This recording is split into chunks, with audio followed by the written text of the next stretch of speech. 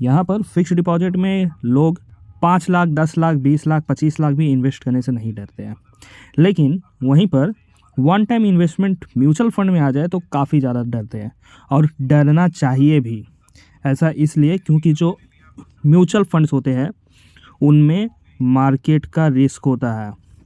अगर आप एक बार में अपनी जमा पूंजी डाल दीजिएगा, मान लेते हैं अगर मार्केट अचानक से क्रैश हो जाए और या फिर मार्केट में मंदी आ जाए, तो आपका पैसा बढ़ने के बजाय उल्टा माइनस होना लग जाएगा। जैसे कि एग्जांपल में बताऊं तो आज के समय में निफ्टी अगर 24,000 पे है, आज के समय में आपने 24 लाख रुपए इन्वेस्ट कर दिया, कल के डेट में अगर निफ्टी 22,000 पे चल जाता तो आपका 24 लाख रुपए 22 लाख भी बन सकता है, और निफ्टी 14,000 पे चल जाए तो आपका 24 लाख का 14 लाख भी बन सकता है। इसलिए मैं तो आपको सजेस्ट करूंगा, वन टाइम आप इन्वेस्टमेंट कर रहे हैं तो म्यूचुअल फंड में सोच समझ के ही इन्वेस्ट करिएगा, क्योंकि जमा पूंजी आप जब वन टाइम के लिए इन्वेस्ट करते हैं तो काफ़ी ज़्यादा रिस्क हो जाता है। SIP 200, 500, 1000, 2000 रुपये का कहने में कोई डरते नहीं है, लेकिन एक जमा पूंजी इन्वेस्ट करने से आपको डरना चाहिए, और डरना ज़रूरी भी है। लेकिन अंत में मैं आपको बोलना चाहूँगा, जब आप ज़मीन खरीदते हैं तो आपका वन टाइम में इन्वेस्टमेंट होता है।